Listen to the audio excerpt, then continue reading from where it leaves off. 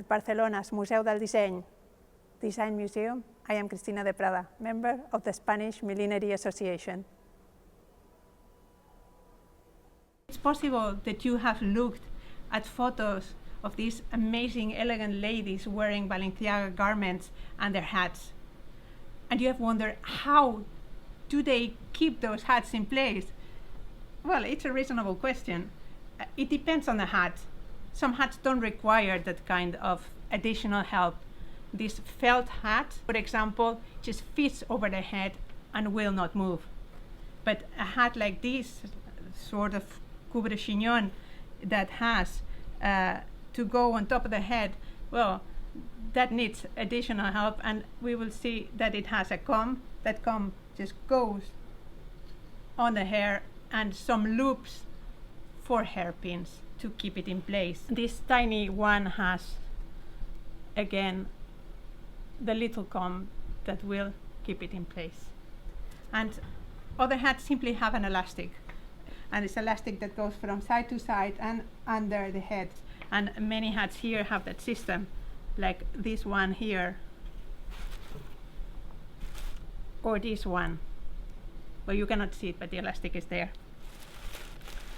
No one would blame you for thinking that the elastic is a modern invention, but it actually isn't. It started being used in the 30s, and that went on to the 40s and 50s. Previously, there was no need. The hat of the 20s, as we all know, was the cloche, and that needed no additional methods of securing it. But once the hats start being worn at a tilt, it's when the milliners have to start inventing new ways, and we can see a proliferation of patents being issued to inventors that are trying to come up with ideas for the best way to securing a hat.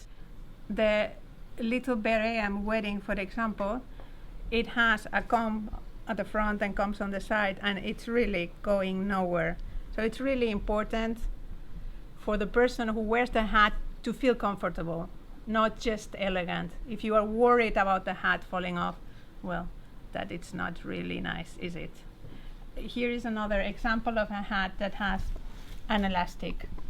I personally would not have felt very confident just wearing this hat with an elastic, because when it's very windy, it's very easy to lose your hat. Let's talk for a moment about hat pins.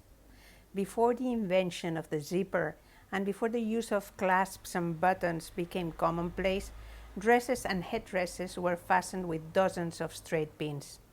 Those are the origins of the hat pin, which is longer and thicker than a normal straight pin. In the early 1900s, hat pins grew to an incredible 20 to 30 centimeters in length. They are so long in order to secure the large fashionable hats of the day. Add to the equation the popularization of public transport, and you'll find it easy to understand why large cities in the United States, or even in Paris for that matter, introduced laws forcing the use of hat pinpoint protectors. We also get to occasionally see hat pins on Balenciaga hats, as is the case with this little green pillbox. They are, in proportion to the hat, much shorter than their turn-of-the-century cousins.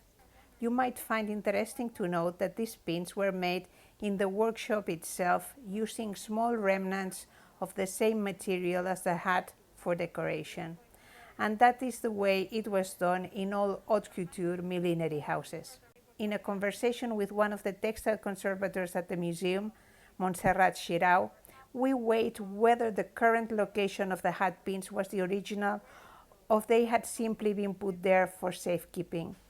Turns out there are no other pinholes, so it is reasonable to think that the owner of the hat wore it like that, or even that at Balenciaga they told her that that was the correct location. Many of what we now describe as typical Balenciaga hats, the oversized style, have a hidden internal structure, like a hat within the hat, an impeccably finished pillbox which allows the hat to have that volume while at the same time fit perfectly on the head.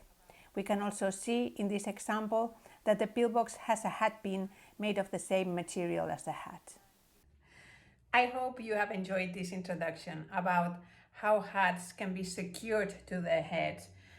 And this is by no means an exhaustive list of the ways how a hat can be secured.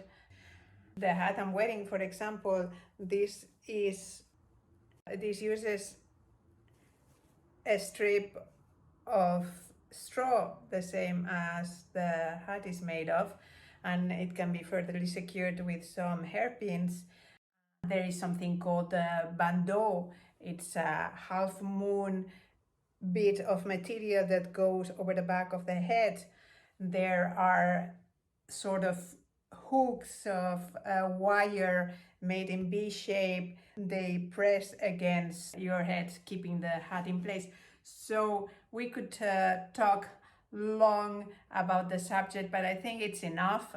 And I hope that when you visit the exhibition, you look at the hats in a different way. Perhaps you appreciate some details that otherwise you would have missed. Talk to you soon.